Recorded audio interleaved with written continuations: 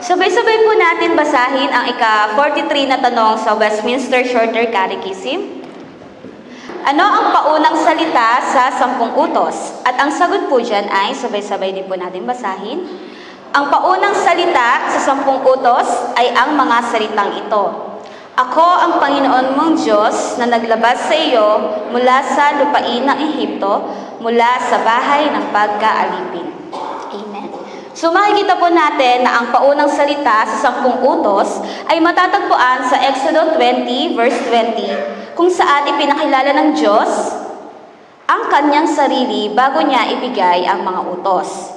Ang paunang salita na ito ay nagpapakita na bago ibigay ng Diyos ang kanyang mga utos, ipinakilala muna niya ang kanyang sarili bilang kanilang Diyos at tagapagligtas.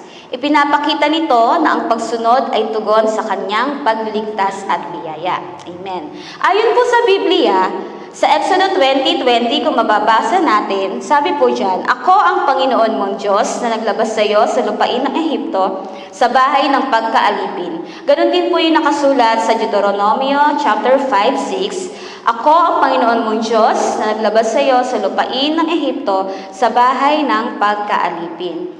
Kaya itinuturo po dito sa tanong at sagot ang tungkol sa kung sino ang nagbigay sa 10 utos sa tao. Sinasabi rito po na, di ba po nabasa natin, basahin nga po natin yun.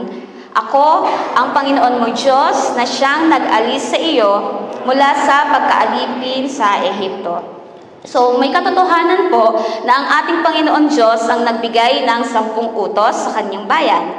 Ang Diyos ay nakipagkasundo kasama si Adan upang magkaroon ng buhay na walang hanggan. Pero kung nababasa po natin sa Lumang Tipan, di ba? Si Adan ay sinira ang kasunduan dahil sa hindi siya sumunod sa utos ng Diyos. Kaya ang Diyos ay inulit ang kasunduan kasama ang kanyang bayan sa pamamagitan ng 10 utos upang ingatan at pagpalain ang kanyang bayan. Ang Diyos din po ang nagbigay ng 10 utos ay iniligtas ang ating buhay sa pagkaalipin sa Ehipto, na hirap, kadiliman, takot, sakit at baba ng kamatayan. Sinabi din po ng Diyos sa aklat ng Awit 81:10, basahin po natin muli. Ako si Yahweh, ako ang Diyos mo, ako ang tumubos sa iyo sa Ehipto. May pagkain ako na handa sa iyo. So pinapakita lang po dun sa mga verses na pinakita dyan, yung pagpapakilala ng Panginoon Diyos na siya lamang ang ating Panginoon. Amen? Ang kahulugan po ng salitang ito ay ibinigay ng Diyos ang punong pagpapala ng nais o gusto at pag-asa ng taong sumusunod sa kanyang utos sa pamamagitan ng kanyang kapangyarihan na iligtas mula sa Ehipto ng paghihirap ng buhay ng mga tao. Kaya mga kapatid, sikapin natin sundin ang kautusan ng Diyos at buksan natin ng malawak ang ating mga bibig na gusto natin at nais at pag-asa upang tanggapin ang punong-puno ng pagpapala ng Diyos.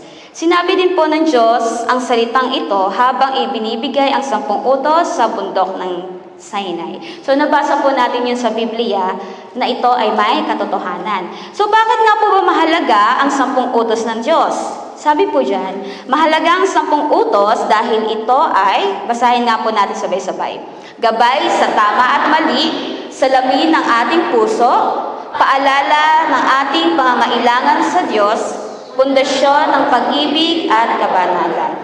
Amen. So, kailangan natin itong sundin sapagkat ito ay utos. Utos nino? Ng Diyos. At para sa ating kabutihan at bilang patunay ng ating pag-ibig sa Kanya upang magkaroon ng maayos at banal na pamumuhay.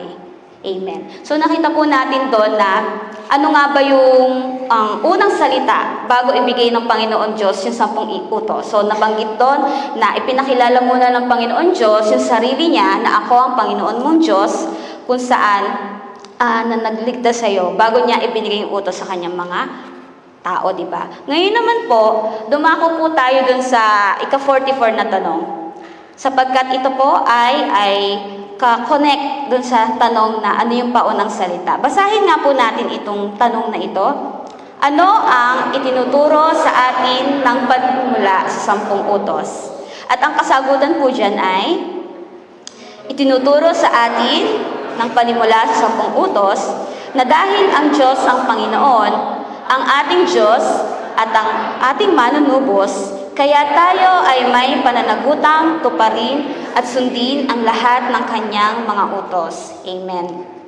Ang pagpapakilala sa 10 utos ay nagtuturo sa atin na ang Diyos ay Panginoon at ang ating Diyos, tagapagligtas, at dapat nating sundin ang lahat ng kanyang utos. Sa tingin nyo, bakit po kaya laging pinapaalalahanan ang lahat ng mananampalataya na sundin mo ang Panginoon mong Diyos?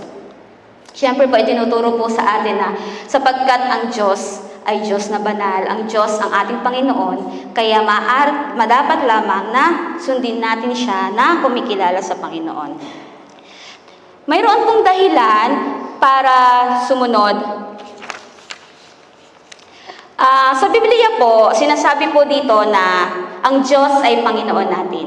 So sabi po sa Efeso 1:2, sumainyo nawa ang biyaya at kapangyarihan mula sa Diyos na ating Ama at sa Panginoong Hesukristo. So makikita po natin dyan na nagpapatunay na ang Diyos ay Panginoon natin. Amen? Sabi pa, ang ating Diyos. Ang Diyos, ang ating Diyos. Sabi po sa Roma 3:29, siya ba ay Diyos lang ng mga Hudyo? Hindi ba Diyos din siya ng mga tao ng ibang mga bansa? Oo, ng mga tao rin ng ibang mga bansa. So, naniniwala po tayo na isa lang ang ating Diyos. Amen? At sinabi din po sa Biblia na may kaligtasan. Sabi sa Isaiah 43 verse 11, ako ay si Yahweh, wala nang iba pa. Walang ibang tagapagligtas maliban sa akin. Amen. So ito po yung dapat nating paniwalaan na isa lang ang Diyos at tanging ang daan sa kaligtasan ay sa pangalan lamang ni Jesus. Sabi din po dyan, dapat sumunod sa kanyang mga utos. Sinabi po sa Deuteronomy 11:1, kaya nga, ibigin ninyo ang Diyos ninyong si Yahweh at sundin ninyong lagi ang lahat ng kanyang bilin, tuntunin, batas at utos. So makakasigurado po tayo na ang Diyos ang nagbigay ng 10 utos.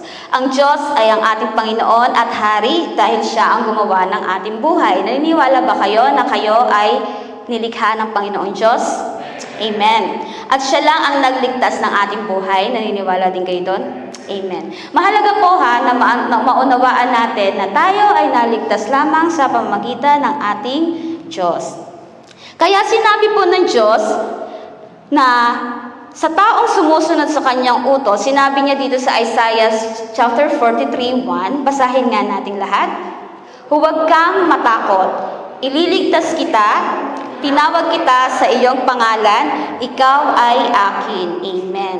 Pag kayo, sinabihan kayo, nakatanggap kayo ng ganung salita, anong pakiramdam nyo? Diba, ang sarap sa pakiramdam na ako'y sa'yo, parang ganun. Sabi ng Diyos, ikaw ay sa akin. Sabihin niyo po sa katabi niyo, tayo ay para sa Panginoon.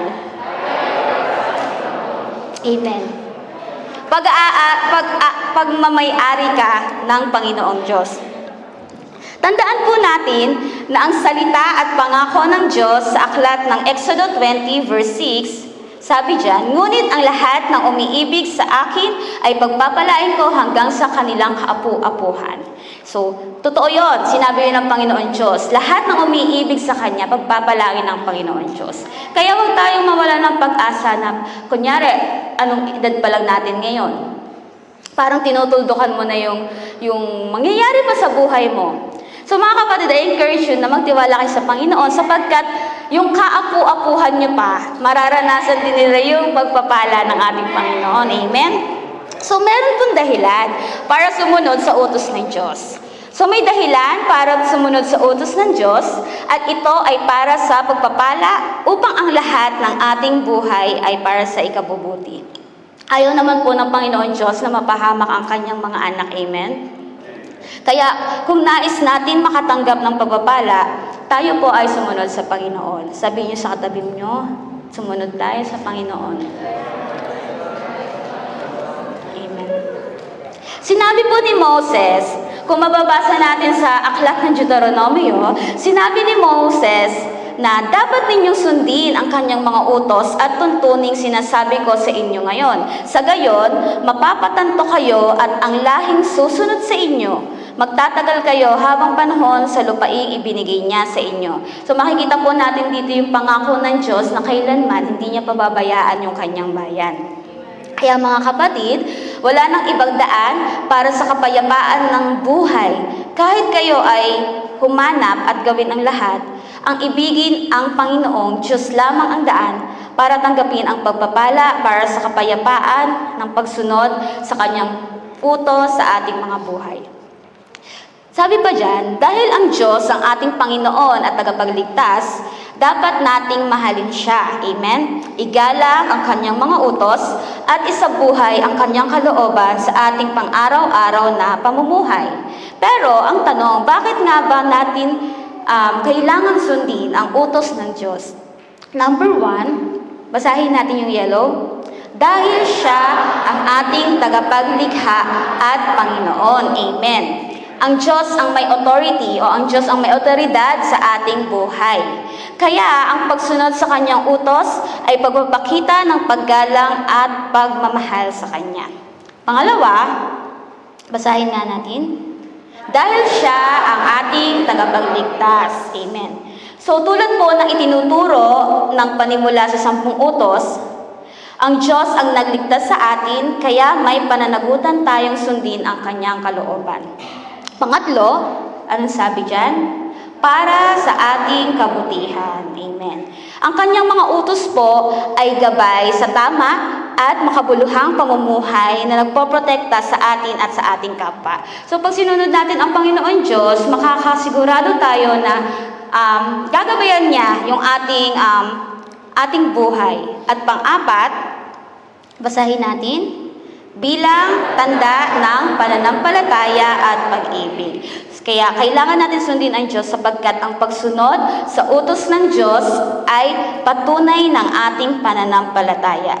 Hindi dahil sa takot, kundi dahil sa pag-ibig at pagtitiwala sa Kanya. Amen. So, bilang tanda po ng ating pananampalataya sa Panginoon Diyos. Kaya tayo sumusunod.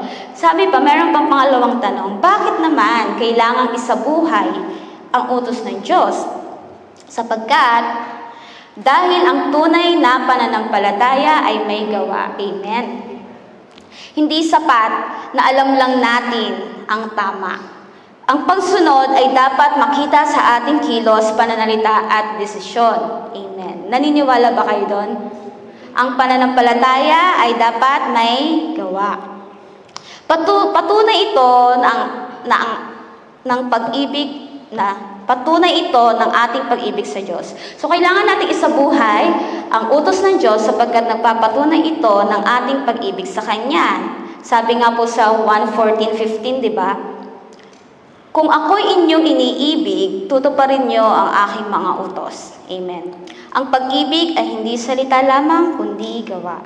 At sabi po, maipapabuhay din natin ang utos ng Diyos sapagkat nagbibigay ito ng mabuting halimbawa.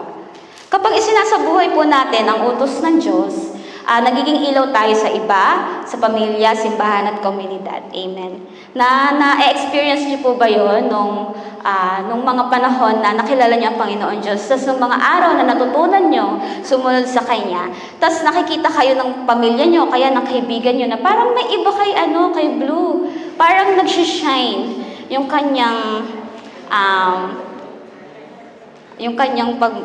mukha. Kumbaga, kasi nararanasan niya yung sinabi ng Diyos na sundin siya, na ipapamuhan niya yun, kaya nagre-reflect kung ano yung nakikita sa kanyang panlabas.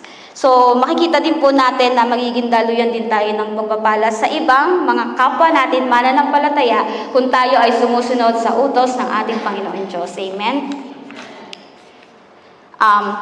Sabi pa po, para sa ating pagpapala at kapayapaan.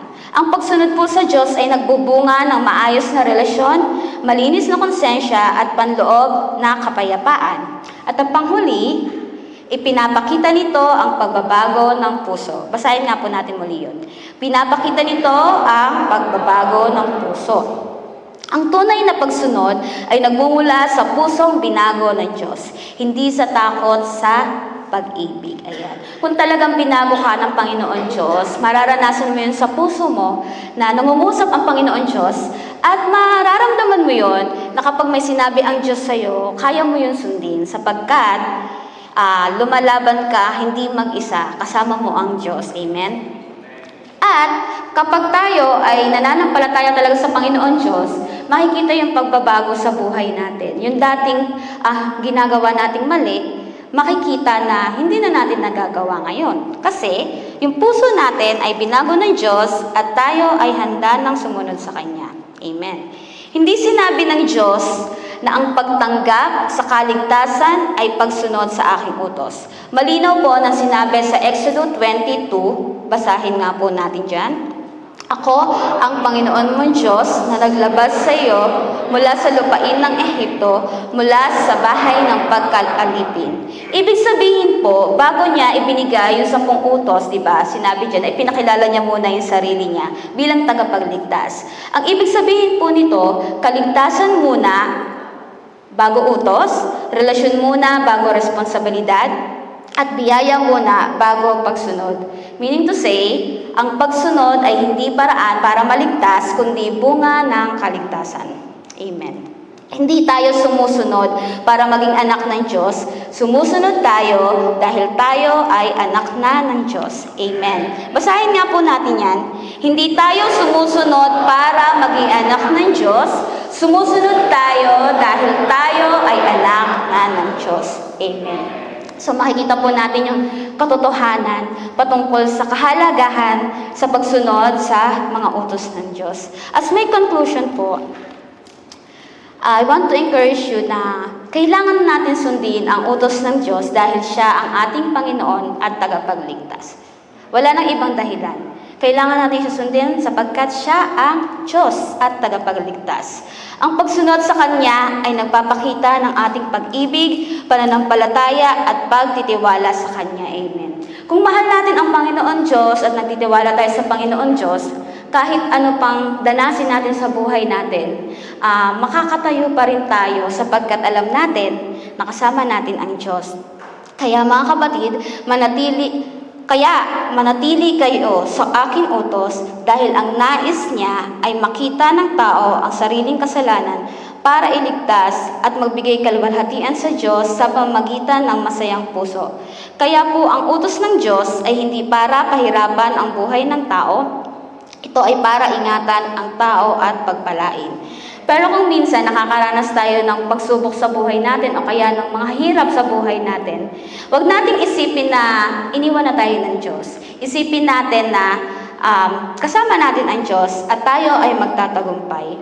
Ang Diyos po ay unang nagsabi, sabi dyan, ako ang inyong Panginoon at Diyos. Ipinapakita nito na ang pagsunod ay tugon sa kanyang biyaya, hindi kondisyon para sa kaligtasan. So tayo ngayon, niligtas na tayo ng Panginoon Diyos, naranasan natin yung pag-ibig ng Diyos, nakakaranas tayo ng pagpapala sa Kanya, kahit may mga panahon na tayo ay bumabagsak,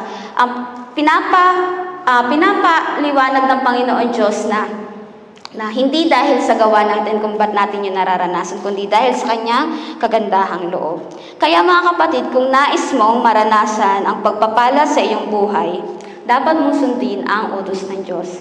Hindi tayo sumusunod para pilitin ang Diyos na pagpalain tayo. Sumusunod tayo dahil lang Siya ang ating Panginoon at ang Kanyang mga utos ay daan tungo sa tunay na pagpapala. Basahin nga po natin yung yellow part. Sumusunod tayo dahil Siya ang ating Panginoon at ang Kanyang mga utos ay daan tungo sa tunay na pagpapala.